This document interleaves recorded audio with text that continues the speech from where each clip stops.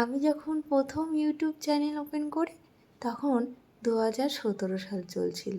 তখন ইউটিউব সম্পর্কে সেইভাবে কিছুই জানতাম না। শুধু ভিডিও দেখে মনে হতো আমিও এরকম ভিডিও পোস্ট করব।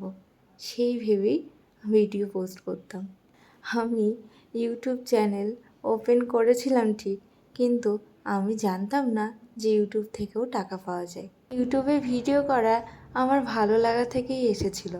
তারপরে যখন জানতে পেরেছিলাম যে এখান থেকে আর্নিংও করা যায়, তখন ভেবেছিলাম যাক, এই ভিডিওর পেছনে তো অনেক পরিশ্রম আছে, তার পারিশ্রমিক পেলে বিষয়টা খারাপ না। আমি যবে থেকে জানতে পেরেছিলাম যে ইউটিউব থেকে আর্নিং করা যায়, তবে থেকেই আমার মাথার মধ্যে এই জিনিসটাই চলতো যে আমার ইউটিউবের প্রথম ইনকামের টাকার কিছু টাকা দিয়ে আমি তো অসহায় মানুষগুলোর মুখে কিছু অন্ন তুলে দেবো। সেটা যাই হোক, ডাল ভাত হোক, মাংস ভাত হোক, সেটা যেরকম আমার টাকা ঢুকবে সেই হিসাব করেই আমি করব। আগে হচ্ছে 2024-এর সেই জুন মাস, প্রায় 1 বছর পরে আমি সেই কাজটা করছি। এতদিন পর আমি কাজটা করছি, তার কারণটা হচ্ছে আমাদের টাইমে অ্যাডজাস্ট হচ্ছিল না।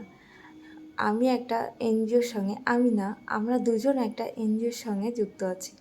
আমাদের এনজিওর নাম হচ্ছে মহাকাশ। আমাদের এনজিওর যে সভাপতি, তার সঙ্গে আমার একটু টাইমের অ্যাডজাস্টের প্রবলেম হচ্ছিল, কারণ এই 1 বছরে অনেক প্রবলেম হয়েছে আমার, যে কারণে আমি ঠিক টাইমটা অ্যাডজাস্ট করতে পারছিলাম না। ফাইনালি সেই দিন হচ্ছে আজ। আজ হচ্ছে 1 জুন। তাই আমি চলে এসেছি পায়রাডাঙ্গাতে, আমাদের এনজিওটা পায়রাডাঙ্গাতে। কিন্তু আমাদের যে কাজগুলো হয় সব ওই নদিয়া ডিস্ট্রিক্টের মধ্যেই করা হয়। কলকাতাতেও করা হয়েছে। পুজোর আগ দিয়ে যখন নতুন ড্রেস দেওয়া হয় তখন কলকাতাতেও দেওয়া হয়েছে। আমি আজকে 4 বছর হয়ে গেছে, 4 বছরের বেশি হবে আমি এনজিওর সঙ্গে যুক্ত আছি। আমরা দুজন মিলে রান্নাবান্নাটা সেরে নিচ্ছি, শুধু ভাত আর মাংসই হচ্ছে। তো ওরা তো সব কিছু গুছিয়ে রেখেছে, শুধু দুজন মিলে আমরা এখন খুন্তিটা নাড়ছি। তো ও হচ্ছে ঋতিকা, ওর বাড়িতেই রান্নাটা হচ্ছে। তো ওরা সবাই মিলে আগের দিন পেঁয়াজ রসুন মানে যতগুলো করে মানে করা যায় ততটা ওরা করে রেখেছে, সব কিছু গুছিয়ে রেখেছে। তারপরে তো আমি এসে আমরা দুজন মিলেই করছি। ও অনেকটা আমার থেকে বেশি করেছে। আমার প্রেগনেন্সি শুরুতেই আমি এনজিওতে যুক্ত হই। তখন আমি বলেই দিয়েছিলাম যে আমি কিন্তু এই কাজগুলোতে খুব একটা যুক্ত থাকতে পারবো না, কারণ বুঝতেই পেরেছিলাম ছোট বাচ্চা নিয়ে হবে না। আর তখন তো একদম কোভিড চলছিল, কি হবে না হবে এর পরের দিনগুলো কোনো মানে আশাই ছিল না যে আদৌ বাঁচবো কি বাঁচবো না। এইগুলো নিয়ে তো তখন চলছিলই, শুধু আমার না, সবারই।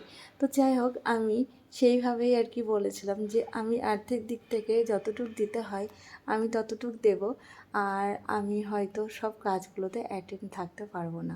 এই ধরনের কাজে অ্যাটেন্ড থাকতে সত্যিই খুব ভাল লাগে। কিন্তু ওই যে আমার জার্নিটা শুরু হয় প্রেগনেন্সি থেকে, বাচ্চা আসলো, ছোট বাচ্চা নিয়ে আর হলো না।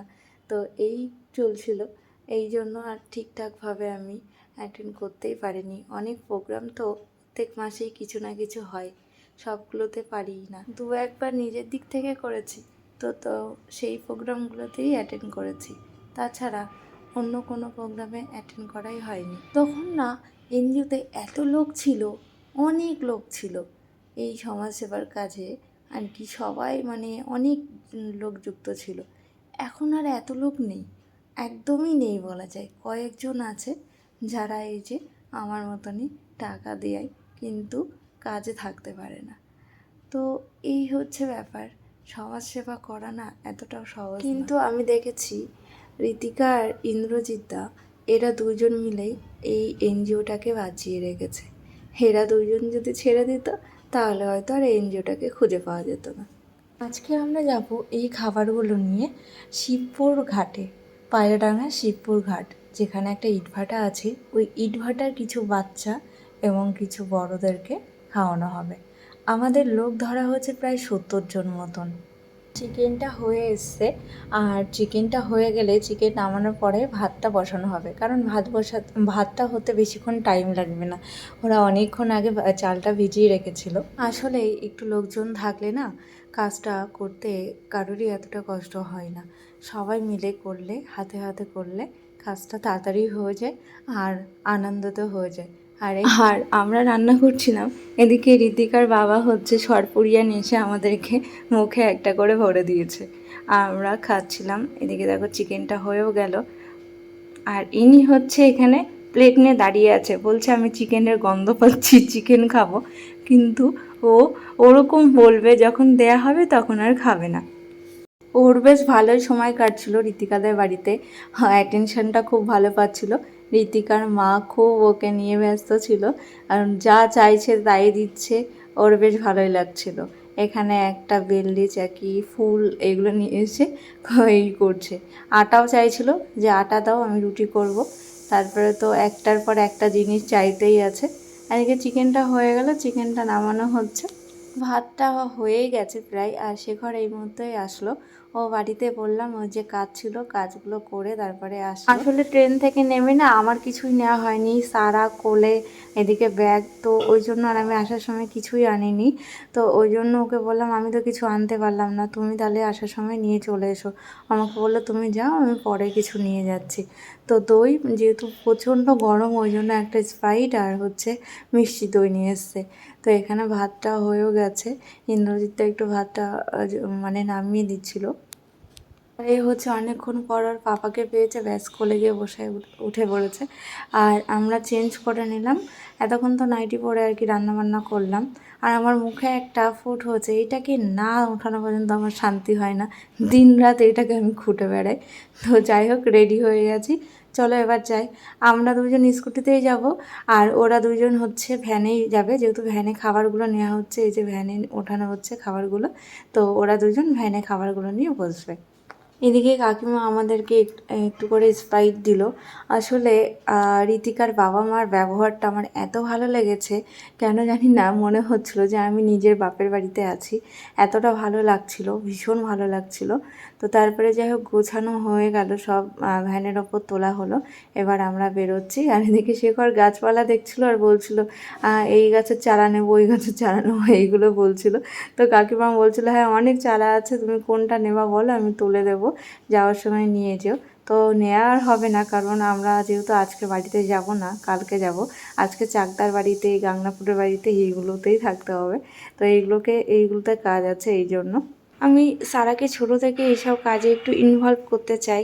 ও দেখুক, এইগুলো দেখা, এইগুলো কাজের সাথে থাকা অনেক ভালো, অনেক জ্ঞান আসবে, অনেক কিছু বুঝবে, অনেক জানবে, অনেক কিছু।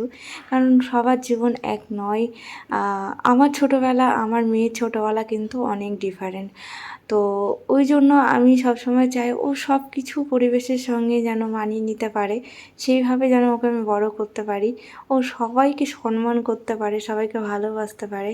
এই শিক্ষাগুলো সবসময় চাইবো ওকে আমি দেওয়ার জন্য।